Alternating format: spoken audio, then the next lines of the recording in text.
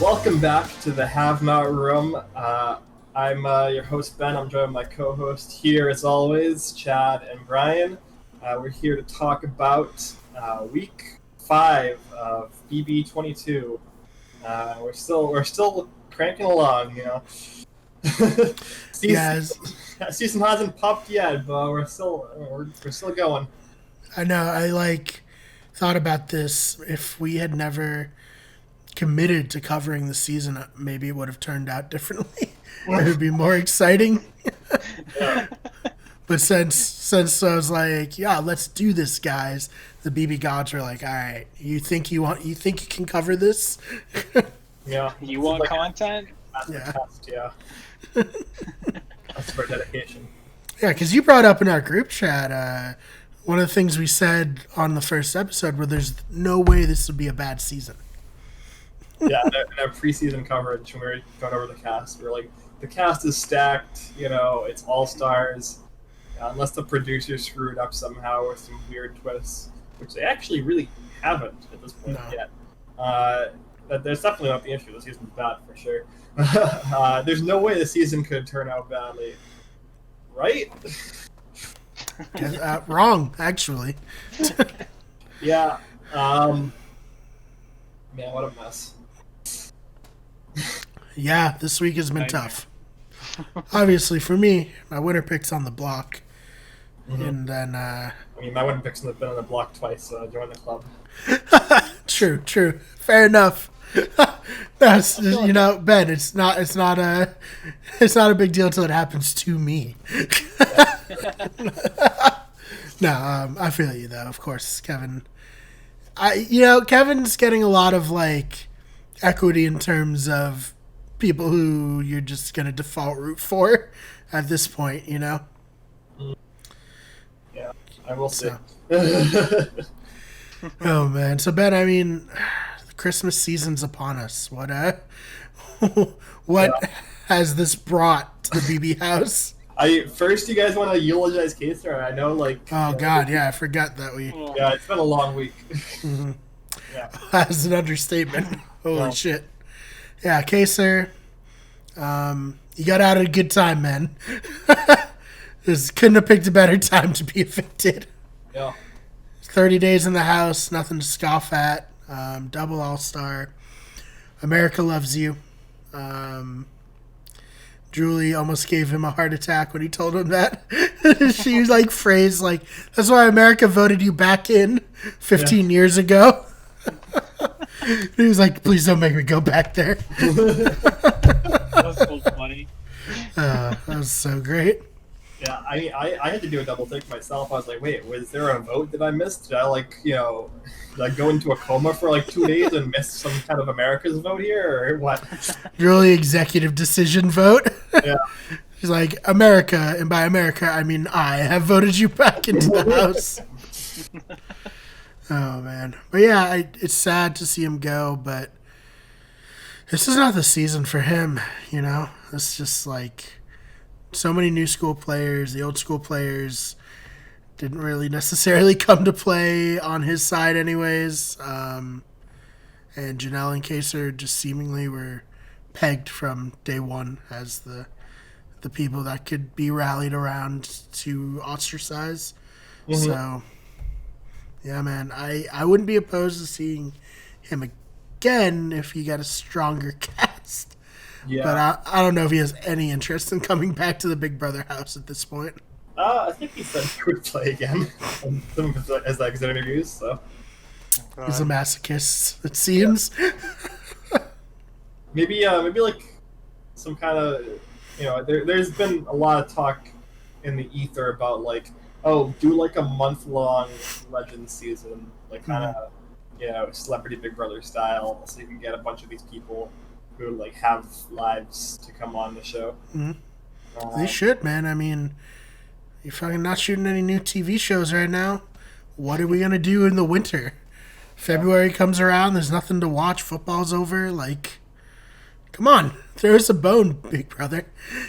Give us a make good for this season.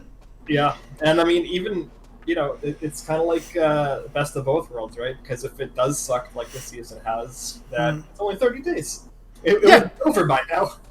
It would be over by now, exactly, and we would have, be spared whatever fresh hell that the rest of the season has for us. Oh god. I mean, Ben, for you as someone who's more of like a historian in Big Brother, I think I asked the same question last week about you. Now, what can you kind of like put into perspective for us? What Kaiser being on this season means for him and his legacy and standing, within the BB community? Yeah, I mean, obviously there's the four-time pre-juror meme, right? Three seasons and four times out pre-jury. It's not great stat line, but obviously he's still like one of the most universally beloved players in the history of the franchise. Mm-hmm. Like probably top 5 in terms of like just like how broadly, because like the BB fan base is very divided and opinionated on a lot of things. You don't say. there are very few players that like a large majority of the fan base has like positive feelings towards. And when we talked about, for instance, last season, Nicole Anthony being an example of that. Obviously, that's not necessarily had had stability after this season potentially, but She came back to ruin that for us. yeah, I do think that Kaser is a great example over 3 seasons that he's still like very universally beloved. I think. Oh man, I mean, I'm glad he came back, honestly, just because he added a lot. It's just such a refreshing throwback of a character on one of these shows. Yeah. Like, Kaiser wasn't there for Instagram followers. He wasn't there for clout. He was a product of another era of reality TV. So it's cool to see him interact. Less cool to see him get steamrolled by the Brigade 2.0, but is what it is. Brigade 3.0 too. 3.0, yes, of course. Yeah. I forgot about the Pretty Boys. Oh man. How about you, Chad? Do you have any parting thoughts about Kaser?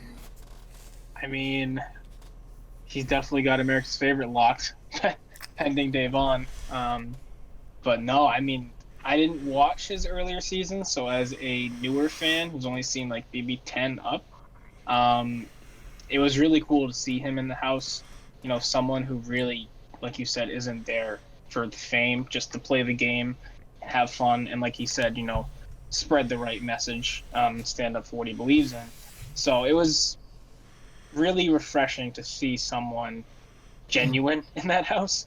Because, I mean, while the other players, they're probably good people, I think social media is, like, really the reason they're there. I mean, look at Nicole Franzel's job now, social media influencer. They literally labeled her that in Big Brother. So Yeah, what was she like? A nursing student, a nurse, and now social media influencer. Those were her 3. the American dream. She did it. That's what our economy's built on these days. Oh my god. We don't produce anything other than social media influencers. A clout-based economy. Oh my god. No, Kaiser's the man. I would love to see him again. I mean, I followed him on Twitter, so whether he was there for social media influence or not, he's getting it now.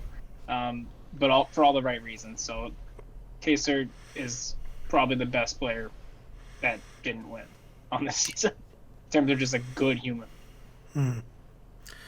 Oh man, we'll miss you, Kaiser. Although Kaiser, Ben, this is actually a question for you. Danny claims Kaiser's biggest move in the Big Brother house was his love triangle bomb, but Kaiser's won HOH before. Yeah, surely that can't be his self-centered. Yeah. Yeah, I would say Kaiser's biggest move is probably taking out Cappy. But maybe didn't he get Nick Comas out too?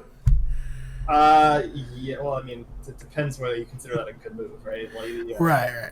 Like, I think that his like probably most famous moment and quote is the "I just sealed your partner's fate" quote, which is what he says to Maggie. He seals Cappy's fate. So, yeah, I think that's probably his best move. But maybe it was like a 2-minute speech that affected nothing. I know, right? But if like Davon had won HOH, though, imagine could have affected a lot. But we don't live in a good world anymore. Yeah, it's we went into that HOH competition with 11 players playing. I think 6 of the 11 players winning would have been a good outcome. So obviously that didn't happen. Naturally, because everything's terrible. This was, yeah. Yeah. Ugh. And it sucked too, because like, at that last question, I was like, okay, the answer's 11, and then Davon's like back and forth, and then she hits the wrong button. It's just like, no, God damn it. And also Christmas. Who does she think she is, bragging about winning that comp? Memphis and Davon both just missed questions. Yeah, I mean, Christmas is not well known as a bastion of self-awareness. So, as we'll see. Oh yeah. As we'll see. So, like, when she won HOH, I was cautiously optimistic. At the tail end of last week, this seemed like a lot was going to happen between Tyler and Danny, and Christmas is a final 2 with Tyler. Ben, where did this go wrong? I think that it started going wrong when Tyler kind of just realized that trying to get Christmas to turn on Danny and on the committee alliance, was going to be like more trouble than it was worth. He made the decision very fast, in my opinion, without really trying very hard. But I can kind of understand it because Christmas, like her whole MO is basically like, this is the group, this is the alliance. We're gonna be as loyal as we can. Like she named her kid Loyal. Like it's like her brand. I forgot about that. Is being like loyal to a fault, but like in like a really like stupid and annoying way. Right. Yeah. So what made her settle on Davon and Bailey? Those Davon Bailey were like the house. There's a number of things going on, right? First of all, there's the Tyler and Danny Cold War that we talked about previously, where like Davon and Bailey were being put forward as like these potential house targets going into the next week or two, with the intention of using a shot at either one of them to be a positioning move for Tyler or for Danny Nicole. And then obviously Tyler changed his mind on that the previous week and wanted to take a direct shot at Danny. So like that had kind of already been in the ether. But then also there's a lot of distrust that was built because of a comment that Bailey made in a conversation with Christmas, where she used a word that has gone from 0 to 100 real quick in terms of usage within the house, which is untouchable, which I don't really know what that exactly means. It was explained to Ian when Ian was like, "What the fuck does that mean?" As basically like a final 2 or like a ride or die. I don't know why they can't use like ride or die or final 2 and they have to make up this whole new term for it. Yeah. But Bailey said to Christmas, like, I'm good with you, but Davon is my untouchable. And because Christmas has this like unwavering loyalty to the committee, and because Bailey and Davon had already been put forward as these house targets within this like Cold War framework that had been set up, and because of this comment, which is basically just being used as an excuse on Christmas's part, to like give Davon and Bailey a reason why she targeted them that isn't like there is an alliance that you're not in. Right. because she hasn't really given a good answer to that question, because there's no way to answer it without being like there's an alliance. And yeah, that's kind of where we landed. And Devon and Bailey definitely felt very betrayed. They did not see this coming at all. Christmas was one of the people the two of them felt the closest to. They started the season in the same bedroom as her. It was the two of them and Christmas in the comic room. They had a lot of conversations together at night. Throughout the early weeks, they always saw Christmas as somebody who was an outsider as well, to this like kind of core group that they had seen forming together. And Christmas was always in those conversations about like potential vote flips, so obviously never materialized. Right. So they just had a much different view of their relationship with Christmas than obviously Christmas did with them. Do you think there was a better target set for Christmas to not blow up her position in the house as much as it has, or do you think this was just like what had to be done for her alliance, you know? I think that coming into this week, it would have made more sense for her to target somebody like David. I know a lot of these people are like, you know, why would I waste an HOH to go after David? It's like, because they don't like consider David like a legitimate like threat or like game. But of like David was pretty much the only person who like theoretically could have put her up. Like he could have put her up next to Memphis going into this week. That's not the case now, but so but she did feel like she had a good rapport with David, but she also had a good rapport with Bailey and Devon. I think this wasn't a good HOH for Christmas to win. Yeah. She kind of like like we talked about previously, she kind of accidentally positioned herself in this like middle spot in the house where she's like socially good with everybody, and like she has this alliance to fall back on. But like she's not in a great position within the alliance, but it's not like a high priority for her to reposition herself yet. Obviously, she didn't actively win this HOH. Right. Kind of fell in her lap. Yeah, I can't really blame her for this one. Yeah, but yeah. But speaking of David, Chad, what do you think of David finally getting a win? Finally getting on that BB board. I thought it was so funny because you can like barely hear it in the episode. He's like, "I don't like dark comps." I mean, that is fair. If I were him, I wouldn't like dark comps either. Probably the same exact room, right? Where they did the comp last year because it had that secondary room just like last year.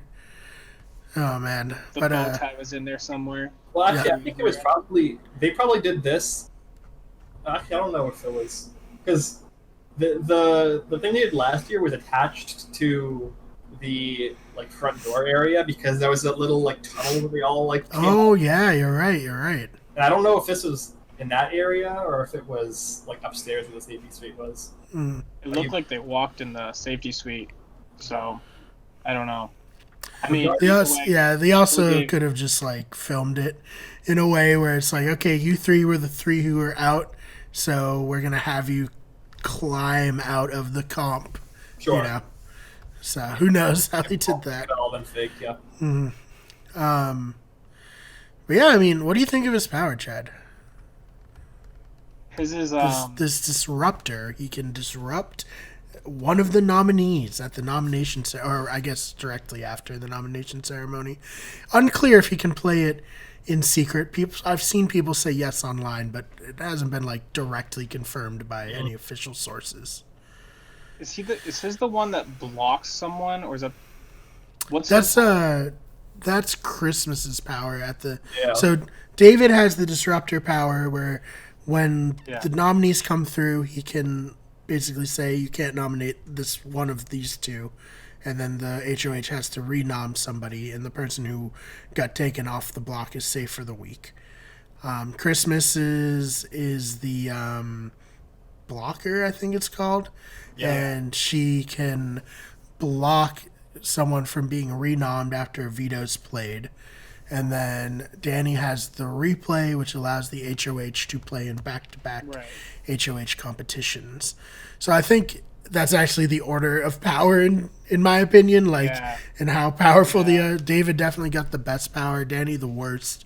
I mean, if Danny were like if Danny were like Mickey from last season, where he was like a legit like comp beast, I think he might even have the record for comp wins, like tied with Janelle maybe, or tied with Paul for second, something like that.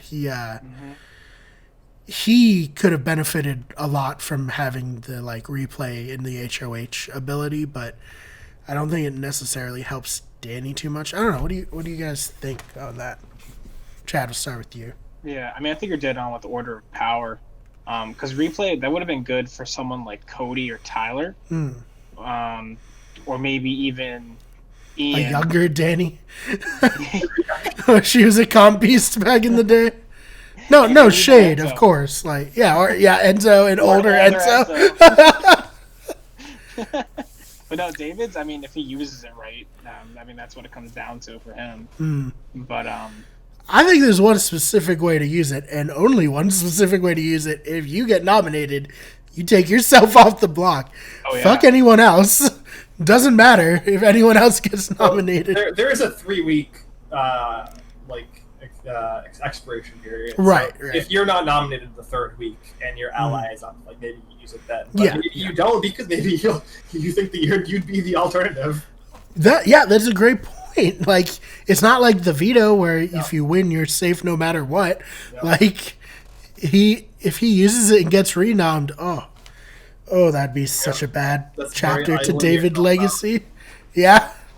That is 100% how he's going out. Like, put a bet on it right now. No. I think he's likely to get nominated in the next 2 weeks, unless there's some strange HOH outcomes. I think he's going to use it on himself. Good. I agree. I like Christmases if you can see your backdoor coming. Yeah. That's the thing. Yeah, it's similar to the cloud power from BB20 that Tyler had never used. Where you, like, it saves you from being backdoored, but you have to know that's coming. Right. Which, I mean, there's certainly been tons of examples in BB history of people who knew it was coming, but it just didn't work out for Tyler because he had that shit completely locked down at that point in the game. It's like playing a Unity idol. Yeah, exactly. I mean, I guess since it is a 3-week thing, if she's there on the third week, she should just play it for herself, no matter what. We're going to talk about the craziness that went down later on, but Christmas is definitely a target over the next couple weeks. Oh, man. But yeah, do you guys have anything you want to add about the powers that were revealed in the BB basement? Or? No, I think it's funny that Danny sucks so bad. I know. And she had like a legitimate grievance. She was like, mine was in a separate room. Like, mine was the most difficult to acquire the piece and get it into the right thing. And I got the worst power. This is bullshit. Yeah. Also, the fucking camera work on the Sunday episode was so weird.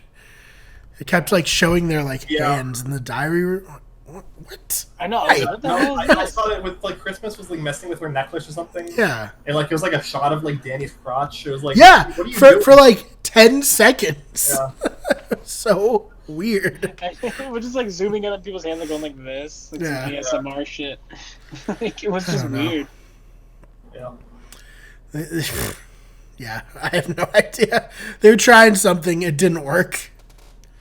Yeah. Like I've seen them do like alternate angles of the a second camera in the diary room, but still the same like eye level. Like that was it was like a wide shot. If like Paul like stands up and dances in BB-18, like they do like a wide shot of that. Like that makes sense. So, like what they did and. That's weird. They were like pandering like this over them, and it was just like, what are we doing? Like, is this a documentary or is this a back room? Like, oh man, dramatic effect. I know, right? It is. All right, so we got to the veto comp, and it went pretty bad for Bailey and Davon apparently. Yeah. It was like, what is it called? Like Ready, Set, Whoa or something? Ready, Set, Whoa, and it was the Yankee Swap White Elephant style comp, which I'm not sure if that, I don't think it was that previously because it used to be an HOH, and they only do the Yankee Swap style competitions for vetoes. Yep. But yeah, so we had the three people, Christmas, Bailey, and Davon play, and then also Danny and Nicole play. Ian was drawn, but production nixed him playing in the competition because he was showing symptoms of high blood pressure, and oh no, it's like 110 degrees out or something like that. It's horrible. So he sat out of the competition. So it was just 5 people playing in the veto, and from what I understand, Davon and Bailey were quickly out. I think they false started pretty quickly. From my understanding, it was like previously it was a like they show a word. Yeah. And it's like some word that rhymes with go, and you have to wait until it says go. I think what they did for this one was they were like arithmetic problems, and they had to add up to a certain number or something like that. Gotcha. And so like they like Bailey and Davon like each did it wrong, the math wrong, and like was like one number off or something like that, and so they all started. That sucks. Yeah. So hey, some good news. Davon won 5K. Yep. Not we can bad. go through because Danny and Nicole both threw the competition because they had previously started working with Davon after. Because this is an important setup for like the first level of what's to come, where we previously knew that Tyler had been throwing Danny under the bus to Davon and Bailey.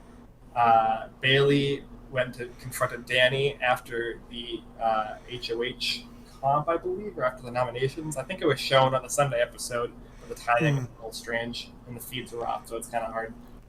Right. But yeah, good thing we don't have that problem after that, right, Ben? Yeah. And so Bailey basically ratted that out to Danny without saying names, and basically said, there are people coming to me and saying that you're targeting me and Davon, and they get into like an argument over that. And then Danny then has a conversation with Davon, where Davon says, yeah, the main person is Tyler who's been saying that. And Danny's like, this is not true, and you know, me and Nicole are gonna help you try and get Christmas to backdoor Tyler now. And they go and talk to Christmas about that. So this is the plan that's in place when the veto comp is played. The idea being that like Danny and Nicole don't want to be the person who's involved in this. They want to try and get Christmas to do the work, or Davon and Bailey to take themselves off. And so they throw it. Little did they know, Christmas and Tyler have a final 2, so Christmas doesn't want to do this at all. Key piece of information that a lot of people are missing. So yeah, we got what else we get? We got Christmas with the veto. Danny, what'd she get? Danny won a slot pass for the season. Oh, that's pretty good, considering what we've heard about the slop this season. Yes. Yeah. I don't know if it's a slot pass or a have not pass. Right. It might just be a have not pass. So, regardless, doesn't really matter. It's good for her, yeah. And then she like definitely intentionally got that prize. Like she stole that prize specifically. Yeah. She had said on the feeds that she does really bad on slop anyways, so I mean it makes sense. Yep. Because that shit can fuck up your game. If you're just like a person who gets like angry when you're hungry or not feeling well, like not good. What about Nicole? What'd she win? Well, Nicole and Bailey both got punishments. Nicole got a slopitard for the week, so she's been running around the house dressed up as a cereal box called Slops. It's a pretty hilarious punishment. Yeah. It's like supposed to be Wheaties. Yeah. She has like blonde hair with a track headband. Like, it's very ridiculous. It's so cumbersome. Yeah. Like Janelle's star was nothing compared to that. They knew she was a star. Mm. Mm-hmm. Nicole's just sloppy seconds, I guess. Oh man, what was Bailey's punishment? Bailey's punishment was kind of like a softer version of the like Brittany Martinez special, where she had there's like a track set up in the backyard. And She had to ride a trike around the track 500 times. All right, I think so not 500 goals. Yeah, I mean, obviously the veto was like athletics themed, right? Yeah. So the running comp, and then also like all of the both punishments are kind of athlete themed, I guess, sports themed mostly. I heard she did it like that night. Yep. Yeah, she had 12 hours to do it. I think she did it in 3.5. Yeah, I mean, that doesn't sound like a particularly fun punishment. So just get it out of the way as quickly as possible. Yeah, and her trike kept on breaking too. Oh, They gave her like the cheapest trike ever. oh man. She went in to complain, and they were like, "Here," and they gave her like a wrench. Fix it yourself. Yeah. Thanks. That's amazing. Yeah. So obviously, if the plan was to push for a Tyler backdoor, right?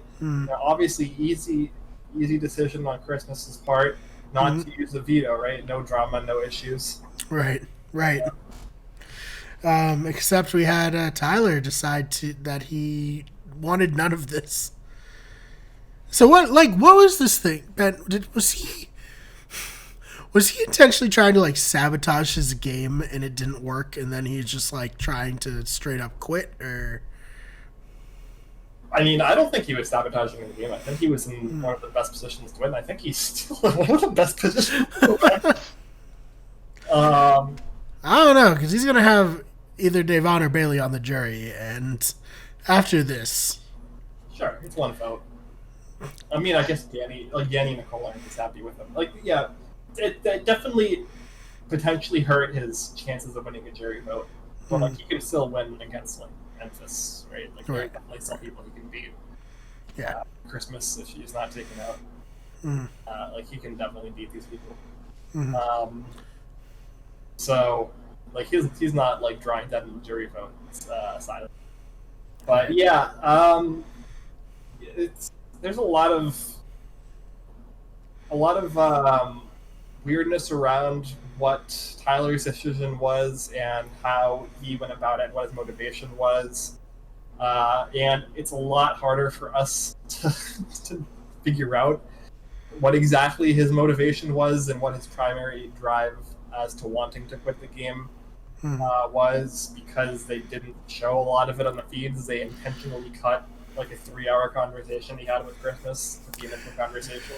Oh boy, Sunday was wild. Yeah.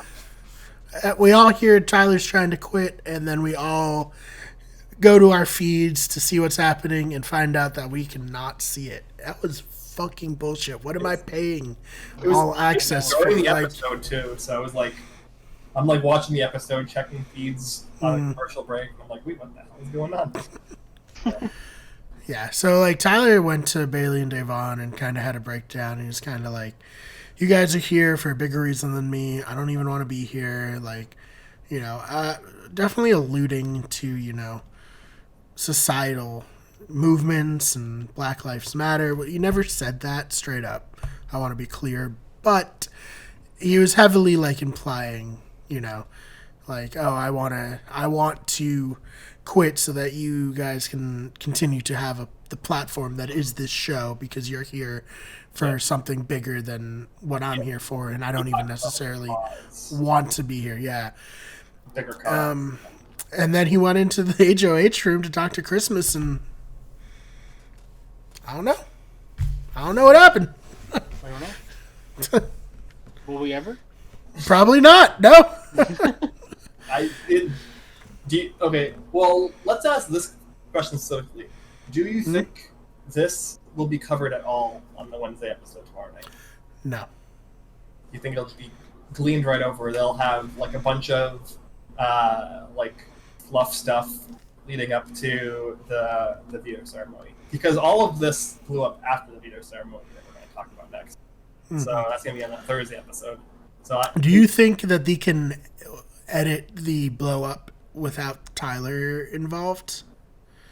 Well, Tyler's not really involved, right? I mean, like without like the whole situation. They might try and tell the story of Davon going and talking to Danny and Nicole, and then Danny and Nicole talking to Christmas, and like there being this kind of like, you know, isn't she going to backdoor Tyler because that's what Danny, Nicole, and Davon want, rather than mentioning the quit at all. But yeah, I agree. I don't think they're going to mention the. I would be shocked if we see inside that HOH room during when the feeds were not on it. You know, I think they just want to protect Tyler. Like, they obviously, like we've heard from several sources, Tyler himself, Cody, confirmed, that Allison Grodner came to the Big Brother house to talk Tyler out of quitting. So they obviously have a lot of stake in Tyler as a player and as a character. He's a huge draw for the more casual fans, and I don't think they want to muddy his images with them, I don't know. What do you guys think? On. No, you're dead on. I think Tyler brings in a lot of viewers too. A lot of people love Tyler. I mean, we all three of us said it in that preseason episode. So yeah, before this, I don't really like how Tyler went about this. I don't like how he brought in real life, like real consequential issues into this and tried to make himself out like I'm quitting it as a selfless act for you, and then reneged on it and did not do it. I think that's a really, really bad look. Yeah, I agree. We can talk though about like when Grodner came in. It seems like there was potentially threats against Tyler's stipend. Maybe them like saying that there's some kind of breach of contract here. Like they putting the fear of Grod in him. Yeah, Grod. Don't remember them doing that to Lawan. When he pretty much did the same thing because he thought he was getting a special power. Meta World Peace hopped a fence. If Tyler really wanted to be gone, he would have done the same. Yeah, well, okay. I think if Tyler really definitely wanted to quit, he could have quit. I do think that he slept on it and definitely had a change of mind after his third conversation with Christmas. I assume, because again, not on feeds, I assume she said, don't do this. Like we saw afterwards that he definitely seemed like he had changed his mind. It's not a great look. What's his real reasoning though? Because I get the whole homesick. I get it's Big Brother. It's high stress, high pressure. You're being filmed 24/7. But do you really think that the whole society movement and everything? Pretty much the whole reason Kaser was even there, who was Tyler's biggest target. I don't think that's his 100% of his excuse. I think he was just using it as, like a caveat to get it done. And, just be like, hey, you're both on the block, and I want to go home. Let's use this as a way to get me out. Yeah, I think he can. Good. I think it was that. Plus, he can probably see the future a little bit of we're gonna put Devon and Bailey on the block, and then someone's gonna put Kevin and David on the block, and we just evicted Kaser. This is not gonna look good at all, and I don't necessarily want to be involved with that. I don't want necessarily my name to be included with everyone else who's doing this. I don't know. Is that just a harebrained theory on my part, or? Yeah, I think we're really trying to pin down a reason. There's it's probably like a myriad of things all kind of coalescing together. And I think that like all of them played a part. I do think that the homesickness probably played the biggest part in him missing Angela, and then the other stuff kind of just compounded upon that. Because we knew that the previous day on the Saturday, we found out subsequently that he had tried to quit on that day. Right. It was talked down by the producers, and then after that, he was like, when I was at it again, he actually like made an effort in the house to get himself backdoored. Yeah, I mean, I think it's probably more complex than a single thing, and I'm not like going to try and get into Tyler's head, especially when he's like, not an easy person to get into the head of. Right. I think too, you touched on it earlier that all-star seasons by nature are nastier because of interpersonal relationships. I think a good rule of thumb for people if they're going on to an all-star season, just like you got to accept like this is a business trip.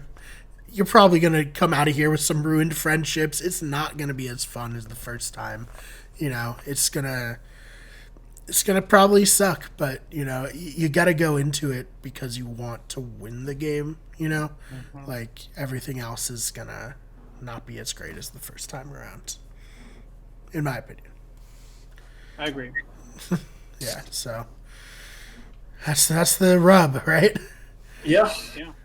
I mean, you can be like Nicole Anthony, like we said earlier, like beloved to like chat upon, like by everybody. Like Paul, one of the most beloved characters, maybe in the history of Big Brother in 18, to like annoying cult leader that everyone just wanted to see lose.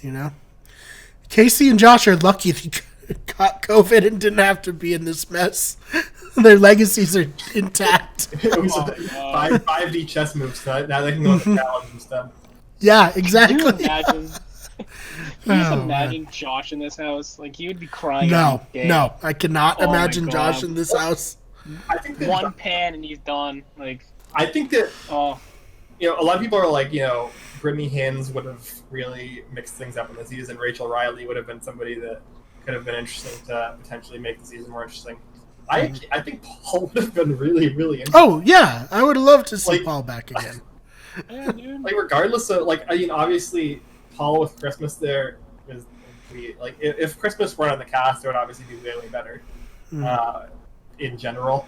But yeah, I think that Paul would have been somebody who, like, if he was going to come on the season, would be like playing like hard and like not like settling. Like he's not like the kind of player who's going to settle. I think there are a number of players this season who are kind of settling.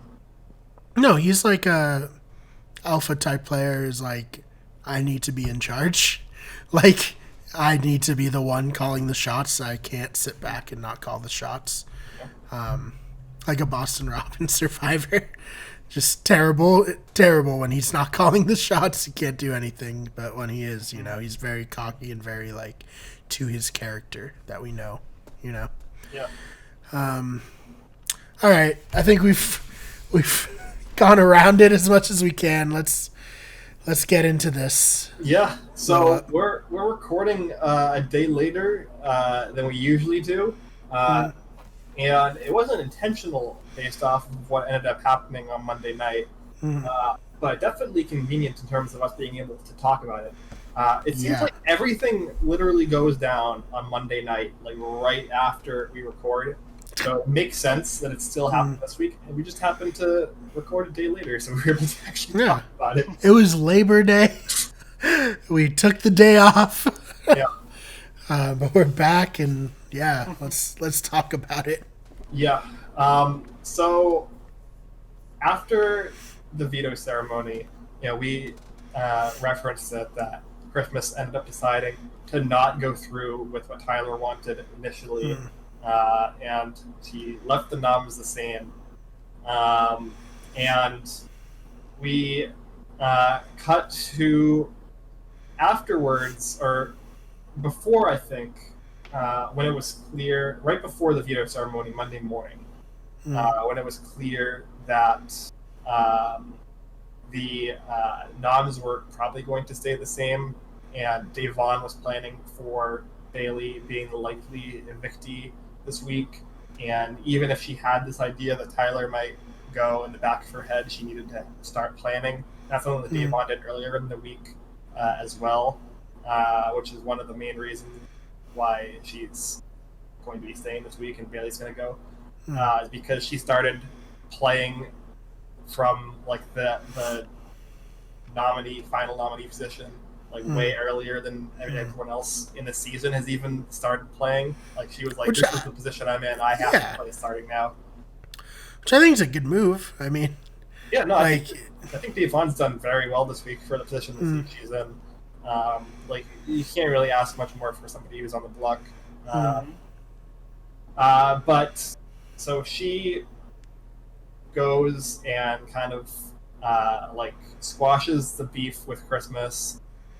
She had previously already started talking with Nicole and Danny about how like the girls were getting, dominated. After this week is over, it's going to be 7-4 men to women left in the house, and how it's going to just keep on going like that, and then this can be like this kind of frat house mentality where these guys are going to run it to the end, which is true. It's likely going to be like Cody, Enzo, Tyler at the end. I saw today Cody, Enzo, David, and Tyler sitting out talking, and I was like, I feel like this is going to be the final four. Who was it? Like, David.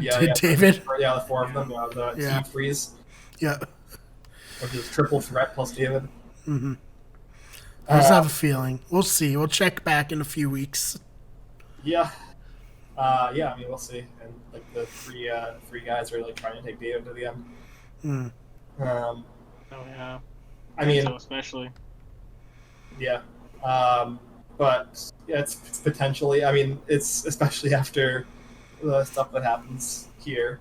But yeah, so and Danny and Nicole surprisingly are like, yeah, we can't let more women get picked off.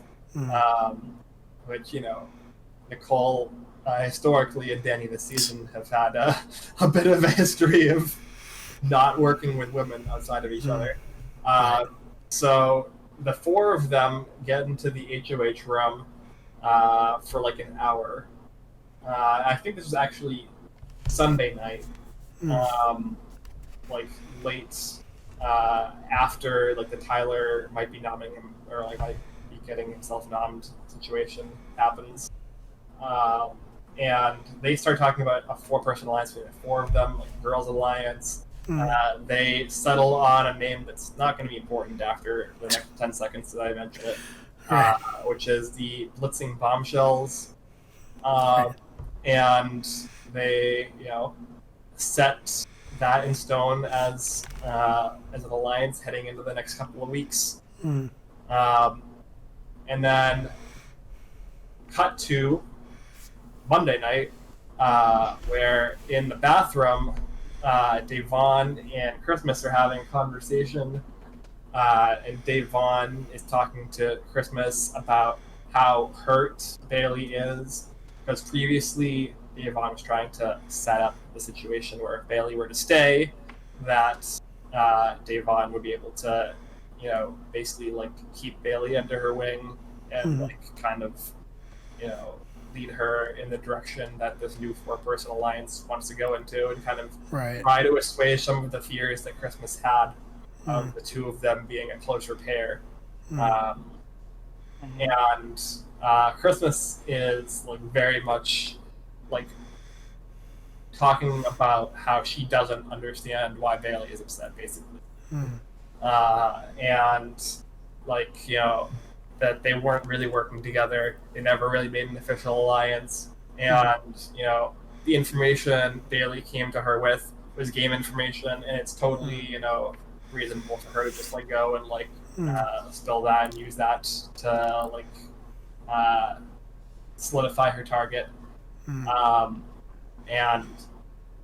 this kind of conversation escalates a bit, where Christmas is like dodging a lot of questions, which she's frequently doing this week, Mainly the question of like why specifically she targeted Bailey and Devon when there were other pairs in the house who are more powerful.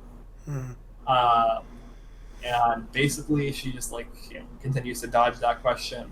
It escalates into a louder fight. Devon eventually steps away as Bailey comes in and joins the conversation.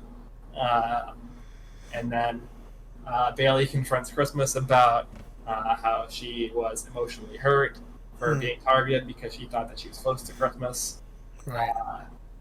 Christmas kind of gets like loud because she's like frustrated and not really answering the question and trying to deflect and like make herself out to be like the victim in this situation, which she also did right after nominations, where she went upstairs and started crying about how like this was like super hard for her to do. Right. And she like gets in Bailey's face. Bailey tells her, get the fuck out of my face or whatever, get your hand out of my face. Yeah.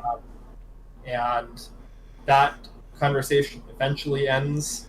The majority of the house at this point is taking Devon and Bailey's side in this confrontation, and are starting to like view Christmas as kind of a loose cannon, and somebody that like could potentially be a target heading into future weeks here. I did enjoy Devon saying, Jessica was right, you are a coward. Throwback to BB19. Yeah. Now, there was a couple of times when Devon, mentioned or brought up Jessica Graf. And it was very ironic that after this confrontation, Christmas is like crying about how she just gotten bullied and how she didn't come back to be be in a house full of bullies. Which very is ironic. Given BB19. Oh man. Yeah, it's a lot of Christmas just kind of like self-victimizing and trying to like make Devon and Bailey out to be the bad guys. And yes, that's kind of where that landed. There were further confrontations later in the night, where obviously like the blitzing bombshells was done. Devon and Christmas hate each other now. Yeah, what do you guys think of all this? I enjoyed Enzo retelling it and just shitting on Christmas the whole time, like making fun of everything she said afterwards. Yeah. Specifically, like her looking at the camera, being like, "Questions." Just the way Enzo was retelling it, it's just, oh man, I love that guy. He's so fucking funny. But yeah, this is an uncomfy situation for everyone. I like how Tyler just stayed outside and did not come into this. Feel like he maybe should have tried to diffuse the situation, but I guess he's fully back in game mode now. So he initially tried to stop Bailey from going in, but she told him to get out of the way. Right. Man, it was just tough. Chad, any thoughts for you? Or I mean, whoever stays, likely Devon staying. I mean, clearly has the number one target now, so it's going to be. I mean, it's tough. It's very tough. I mean, if Christmas is viewed as that much of a target now, I think she's very, very easily a number that the big alliance can just chop off, and really it's not going to change much for them. But yeah, if anything, this just looks really bad on Christmas. And whoever stays from Bailey Devon, again, likely Devon, is definitely going to have a little leg up on maybe staying a couple more weeks, maybe build a platform for themselves, get on their feet a little more, and try to work themselves into a bigger alliance. But it definitely looks bad on Christmas going forward. Yeah, I'm hoping for a Zach Rance style takedown, because at this point, it's no secret who Devon's coming for. Yeah, and Devon has been like practicing her eviction speech, essentially calling out Christmas as her target. Um, there is, there are other targets though. For Danny specifically, I think that Tyler is still a primary target for hers. She had thought that the like nonsense had been squashed with them because Tyler had told her that he was going to go to Bailey and Devon and tell them that all of the stuff he had said about Danny was a lie. He didn't do that.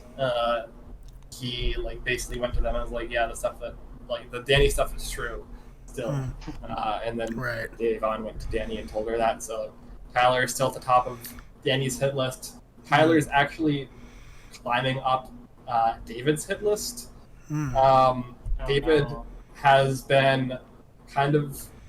David saw a meeting of 4 Prime, which is a alliance I don't think we've mentioned before, which is Cody.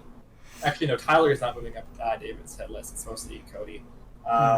It's Cody, Ian, Nicole, and Danny are 4 Prime. And David saw them having a meeting. He talked to Enzo about this because he sees Enzo as somebody who's like on the outside of the power structure, which is not necessarily true. Which is hilarious, all things considered. And he's talked to Bailey and Devon a little bit separately, I think. I think he's talked to both of them about putting up 2 of the 4 of them and then backdoing a third if necessary, or rehabbing a third if necessary. Which on its face could be good, but because Ian is in that 4 that he's seen, it's like not impossible that he puts up like Nicole and Ian, and then Ian goes.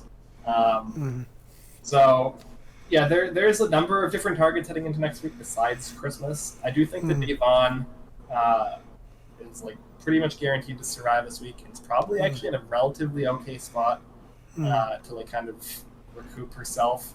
Danny has also recouped a lot of the damage that she had previously done to her game, at least in the short term. It's still going to be a lot of work for her to actually fix that long term. But the fact that she was able to squash the issues with Devon and now they're working together is probably really good for both of them. Yeah. And Christmas has completely tanked her game. Would that be accurate? Or I think so, yeah. I think that probably done for Christmas. Even if she's not like an immediate target of whoever wins HOH, it's going to be very difficult for her to like get any kind of like realistic long-term footing back. Yeah. Oh man, crazy week, to say the least. Yep. Is there anything else we want to talk about before we get out of here? I don't think we've mentioned Kevin's name this entire podcast. Well, Kevin wasn't really that involved in this. Kevin, still there. Kevin hasn't really been. He's a target going into next week for some people. For like the Codys of the world, he is like the primary target for like the power structure that doesn't want to like make any kind of waves. Trim the fat a little, which is primarily Cody at this point.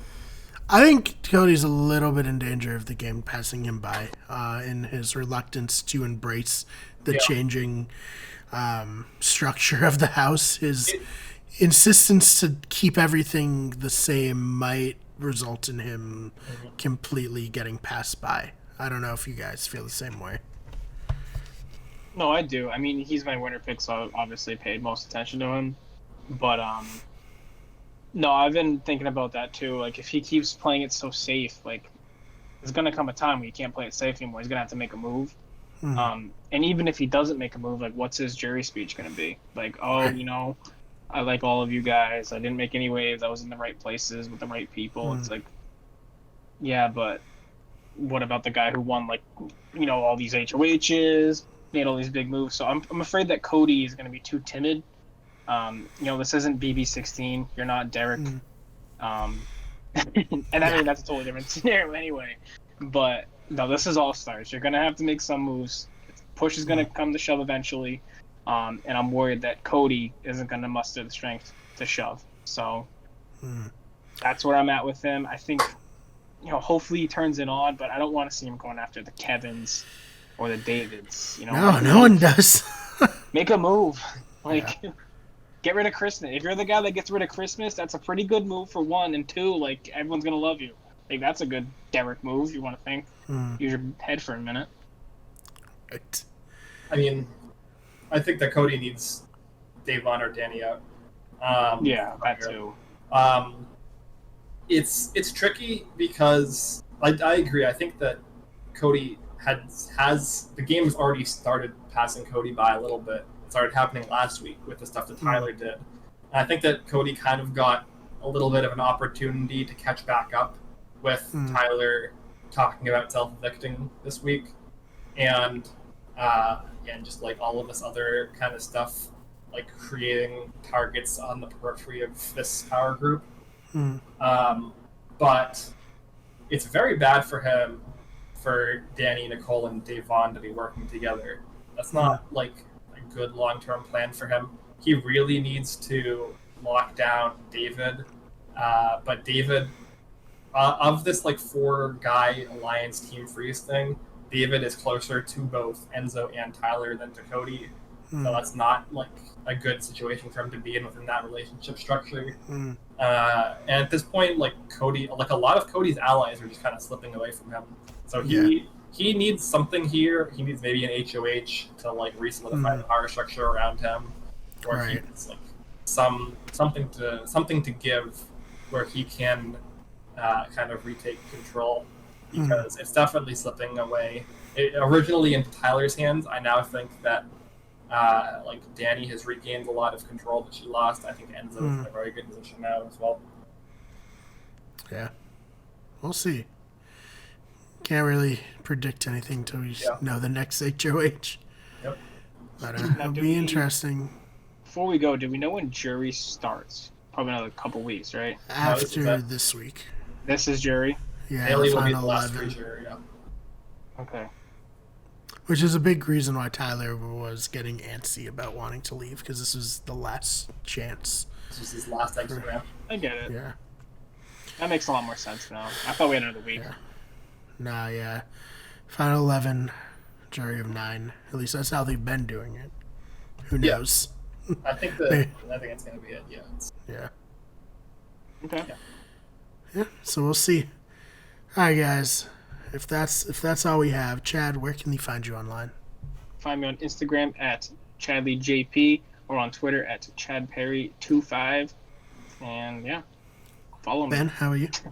You can find me on all social media platforms pretty much at Ben Sharon. I say also, I'm pretty sure it's just Twitter and Instagram. What other? The ones that matter. I don't have Google Plus is gone. I don't have any other real social media platform. Friendster, thing of a past. Yeah. At Ben Sharon with 2 R's. You can follow me on Twitter at @thefakeBMar, that's BMARR, or you can follow me on Instagram at SuperMarbro. You can follow the channel on Twitter at WGEverything, on Instagram at WickedGoodEverything, on Twitch at twitch.tv/WickedEverything, and on TikTok, search WickedGoodEverything. Like this video, give us a rating on iTunes, tell everyone about it, and we will see you in the next one. Thanks for watching.